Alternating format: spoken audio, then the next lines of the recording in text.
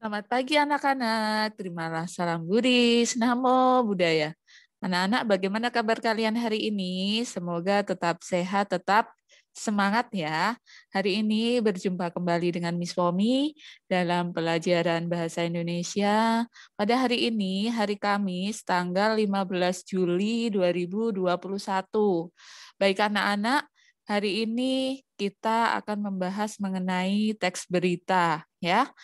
Kita akan membahas tentang KD atau kompetensi dasar 3.1, mengidentifikasi unsur-unsur teks berita, membanggakan dan memotivasi yang didengar dan dibacakan. Kemudian aspek keterampilannya 4.1, menyimpulkan isi berita, membanggakan dan memotivasi yang didengar dan dibacakan. Kemudian 3.2, menelaah struktur dan kebahasaan teks berita, membanggakan dan memotivasi yang didengar dan dibacakan.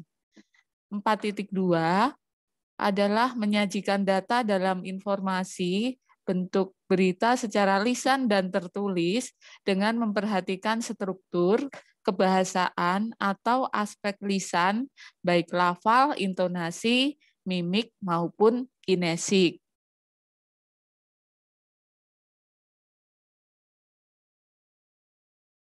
Adapun tujuan pembelajaran pada pagi hari ini, nanti jika anak-anak belajar mengenai teks berita ini, diharapkan anak-anak dapat satu, mengidentifikasi unsur-unsur teks berita yang didengar dan dibacakan dengan benar.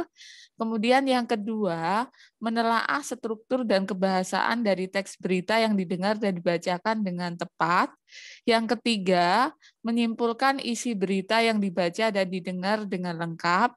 Kemudian yang keempat adalah menyajikan data dan informasi dalam bentuk berita baik secara lisan dan tertulis dengan memperhatikan struktur kebahasaan atau aspek lisan, baik lafal, intonasi, mimik, maupun kinesik. Anak-anak, pasti kalau anak-anak mendengar kata teks berita, pasti anak-anak akan terbayang oleh koran, majalah, ya, televisi, kemudian berita online, ya. Nah, saat ini berita itu sudah menjadi seolah-olah sebagai makanan sehari-hari atau merupakan 4 sehat 5 sempurna bagi kita ya. Kalau kita tidak mengikuti perkembangan dunia ini, perkembangan di sekitar kita setiap hari dengan berita, maka kita akan ketinggalan informasi anak-anak ya. Nah, apa itu yang dimaksud dengan berita? Berita itu adalah laporan peristiwa. Jadi berita itu terjadi karena adanya peristiwa ya. Nah, peristiwanya ini bisa fakta maupun bisa opini atau pendapat. Nah, biasanya berita ini adalah laporan-laporan peristiwa yang terjadi terkini, ya, aktual, biasanya menarik dan lagi penting ya, dan juga penting.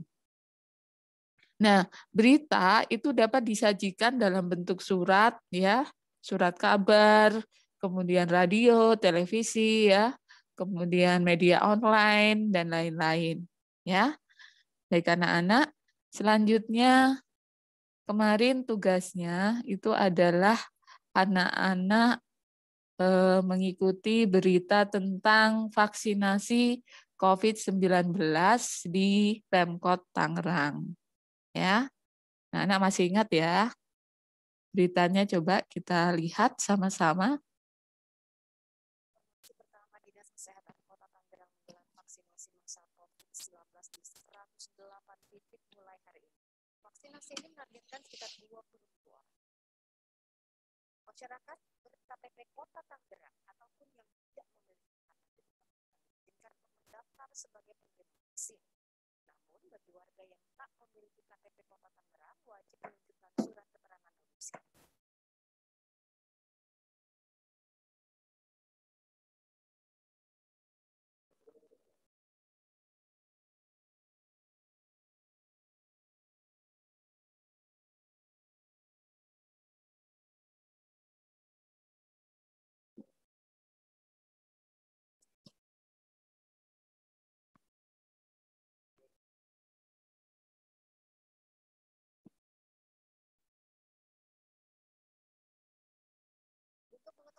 informasi selengkapnya terkait vaksinasi massal di Kota Tangerang Indonesia, kita akan bergabung bersama Said Majud dan juga Juru Kamerahan Referee dan Pemkot Tangerang, Banten. Ya, Said, bagaimana antusiasme warga mengikuti vaksinasi massal di hari pertama di Kota Tangerang?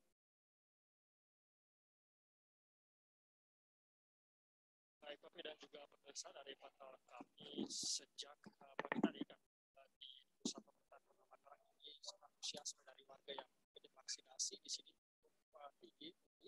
Kami pantau sejak masuk di depan gerbang kantor wali kota ini sudah cukup panjang, seperti yang tadi bilang saya merupakan beberapa warga yang dalam proses daripada vaksinasi beberapa rangkaian yang mereka lalui dan sana masih terpantau antrian yang cukup panjang. Dan memang ini merupakan salah satu pusat vaksinasi dari 108 yang didirikan oleh pemerintah vaksinasi di Kota Tangerang. Khusus di pusat pemerintahan Kota Tangerang ini setiap hari mereka targetkan vaksinasi untuk 3.000 hingga 5.000 orang perharinya. Mulai pukul 8 pagi hingga pukul 13 waktu Indonesia bagian barat. Dan memang tadi sempat kami menyaksikan beberapa penumpukan warga memang dan laporan tadi sehingga petugas menentukan mengenai dari mana warga karena menentukan dan juga mereka mengatakan bahwa ada beberapa warga yang belum mengetahui bagaimana prosedur penerapan vaksinasi khususnya di Puspem di Kota Tangerang ini karena memang bagi warga yang akan mendapatkan vaksinasi khusus di tempat pusat pemerintahan Kota Tangerang ini harus melalui pendaftaran melalui aplikasi yang sudah disediakan pada sehingga dari sana nantinya akan ditentukan jadwal baik jam kedatangan dan juga hari vaksinasi sehingga tadi banyak warga yang belum sempat melakukan pendaftaran yang sudah ditentukan oleh pemerintah Kota Tangerang sehingga mereka datang tidak sesuai jadwal yang sudah diatur oleh pemerintah Kota Tangerang. Kami informasikan bahwa ini merupakan satu dari 108 tempat vaksinasi di Kota Tangerang untuk mencapai nanti 30% dari warga Kota Tangerang. Dan situasi terkini untuk mengetahui situasi terkini di bagaimana vaksinasi di Kota Tangerang dan juga situasi COVID-19 di Kota Tangerang saat ini, kami sudah mewawancarai Wali Kota Tangerang Arif Wismanca. Ini kita simak bersama.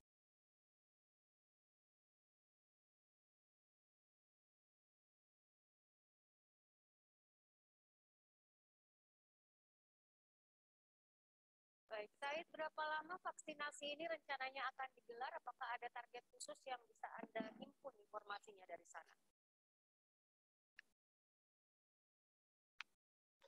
Wali Kota Tangerang Arif Wismanca tadi mengatakan tidak mematok sampai kapan proses vaksinasi ini akan digelar, hanya saja memang mereka akan terus melakukan vaksinasi hingga target 100% daripada warga Kota Tangerang dicapai, atau mereka menargetkan sekitar 900.000 orang apabila ini telah selesai dan menargetkan Agustus nanti sudah selesai vaksinasi hingga mencapai herd immunity atau 70% ini juga sesuai dengan instruksi Presiden Joko Widodo untuk vaksinasi Indonesia maksimal minimal 1 juta per orang untuk mencapai herd immunity tingkat nasional yaitu 181,5 juta orang untuk skala nasional.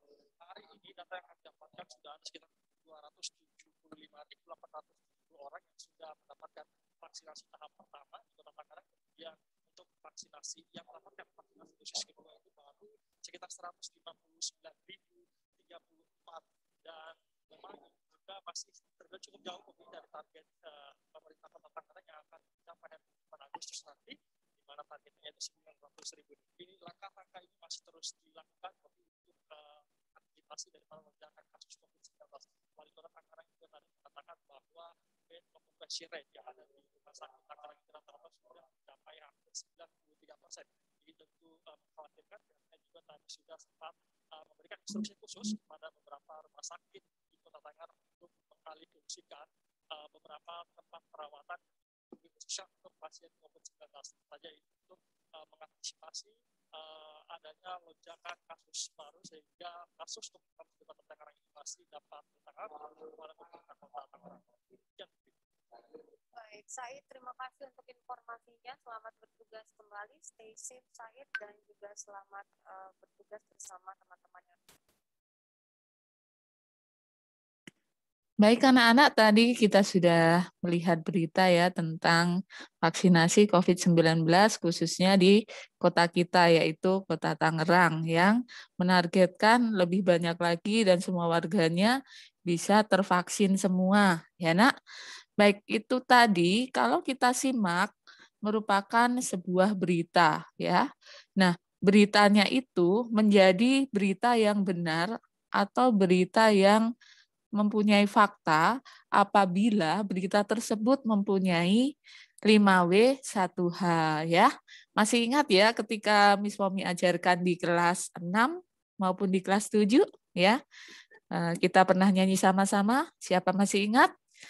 Ayo kawan, kita belajar tentang unsur berita, unsur berita, unsur berita.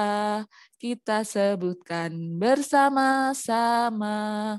Apa, siapa, kapan, di mana, lalu mengapa dan bagaimana. Apa, siapa, kapan, di mana, lalu mengapa dan bagaimana. Ya, oke. Jadi apa yang terjadi, siapa yang terlibat dalam peristiwa tersebut ya, mengapa peristiwa terjadi, kemudian di mana peristiwa terjadi ya. Dan satu lagi adalah bagaimana selanjutnya atau bagaimana peristiwa tersebut dapat terjadi. Baik, selanjutnya untuk struktur teks berita itu ada 3 ya. Bagian dari berita itu ada 3, yaitu yang pertama adalah orientasi berita. Nah, di orientasi berita ini biasanya di awal ya, merupakan pengenalan masalah atau yang akan dibahas dalam berita. Ya, contoh yang tadi adalah pembahasan mengenai Pemkot Kota Tangerang yang sedang menargetkan warganya untuk semuanya bisa divaksinasi. Nah, itu merupakan masalah atau hal yang dibahas dalam berita tersebut ya. Kemudian yang kedua, isinya adalah peristiwa. Peristiwa itu menceritakan kejadian ya.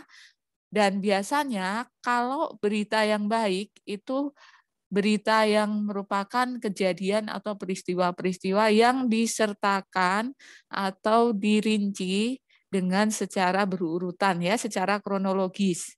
Nah, yang terakhir, berita yang baik itu harus ada sumbernya ya, baik di bagian awal maupun di akhir berita sebagai tanda bahwa berita tersebut memang benar-benar berita yang fakta ya. Sekarang anak-anak tahu ya karena sekalian ini ya banyak sekali berita-berita yang berasal dari online maupun media cetak yang hanya mementingkan materi ya. Jadi untuk konsumsi berita-berita yang bersifat yang gosip ya, hoax ya, itu tidak perlu kita konsumsi. Jadi kita harus tahu bagaimana berita yang merupakan fakta ya, bisa dilihat dari 5W dan 1H, kemudian bisa dilihat dari sumber beritanya. Oke? Lanjut anak-anak. Sekarang kita membahas mengenai syarat-syarat suatu berita ya. Nah, berita itu harus menyertakan suatu peristiwa yang terkini ya. Kemudian berita itu juga harus seimbang. Ya, seimbang dalam arti beritanya ini berbobot ya. Berbobot dalam artian beritanya ini merupakan berita yang bagus ya, bisa dikonsumsi oleh masyarakat ya, mengandung kebenaran. Kemudian harus menyertakan unsur-unsur berita yaitu 5W1H. Kemudian yang terakhir adalah berita-berita yang menarik dan bermanfaat. Jangan membuat berita-berita yang menakutkan ya. Berita-berita yang menakutkan, berita-berita yang membuat resah masyarakat ya. Berita-berita yang mengajak kita untuk sara ya, tahu sara ya. Sara itu bersifat suku, agama, ras dan kepercayaan ya, yang akhirnya nanti akan mengadu domba masyarakat. Oke, selanjutnya bagaimana kalau kita menyimpulkan berita? Kemarin anak-anak sudah menyimpulkan berita. Nah, caranya Kalau kita membaca, kita baca terlebih dahulu dengan seksama. Nah, kalau kita mendengarkan berita seperti video tadi, dengarkan dengan seksama. Kemudian kalian cari, ya, simak mana unsur-unsur beritanya. Kemudian disimpulkan, ya, temukan kesimpulannya, kemudian ditulis dalam bentuk paragraf yang berupa pokok-pokok pikiran dari setiap paragrafnya. Ya. Selanjutnya, yang terakhir adalah kaidah bahasa dari teks berita, ya. Kaidah bahasa nanti kita akan belajar pada pertemuan selanjutnya. Di sini Miss akan menyampaikan bahwa kaidah bahasa Indonesia itu pertama menggunakan kata kerja transitif. Kata kerja transitif itu kata kerja yang predikatnya dapat diikuti oleh objek, ya. Kemudian menggunakan kata keterangan, ya. Macam-macam keterangan, ada keterangan tempat, keterangan waktu, keterangan tujuan, keterangan cara, keterangan kesertaan, keterangan syarat, dan lain-lain, ya. Nanti akan disampaikan lagi ketika kita membahas tentang kaidah bahasa dari teks berita. Nah, kemudian dalam teks berita itu menggunakan kata penghubung atau konjungsi, baik keterangan tempat, keterangan waktu, maupun keterangan yang lain, ya. Lalu dalam teks berita itu ada kalimat-kalimat yang dikutip secara langsung maupun tidak langsung. Kalau secara langsung kita mengutip dalam kalimat yang ada tanda kutipnya, ya, atau tanda petiknya. Sedangkan kalimat langsung itu hanya menyampaikan apa yang menjadi pendapat dari orang lain. Kemudian yang selanjutnya itu menggunakan kata baku. Apa itu kata baku? Kata baku itu adalah kata-kata yang ada di dalam Kamus Besar Bahasa Indonesia. Ya. Kemudian yang terakhir itu menggunakan pilihan kata atau diksi. Jadi kalau kita melihat berita, kita harus menggunakan pilihan kata atau diksi yang tepat, ya, supaya kalimatnya tidak bersifat ambigu atau kalimatnya tidak bersifat yang tidak bisa dimengerti oleh orang lain, ya. Jadi kalimat dalam teks berita itu juga harus menggunakan kalimat-kalimat yang komunikatif sehingga masyarakat yang mendengar atau membaca itu dapat menyerap secara langsung, ya, berita-berita yang ada di dalam berita online maupun berita-berita dari media cetak, ya. Baik, sampai di sini untuk pembelajaran kita hari ini, ya. Nanti simak video pembelajaran Miss ini. Lalu tugas hari ini adalah tugas kemarin yang kalian membuat 5W1H nanti disampaikan ke grup, ya. Sampaikan ke grup BA, kalian voice note. Nanti Miss Womi akan menilai tugas kalian, ya. Voice note kalian akan dinilai oleh Miss 5W1H-nya dan kalimat jawabannya itu sudah sesuai belum dengan berita tersebut. Oke, terima kasih anak-anak untuk pembelajaran hari ini. Silahkan kalian voice note di grup, ya. Terima kasih, selamat pagi, namo buddhaya.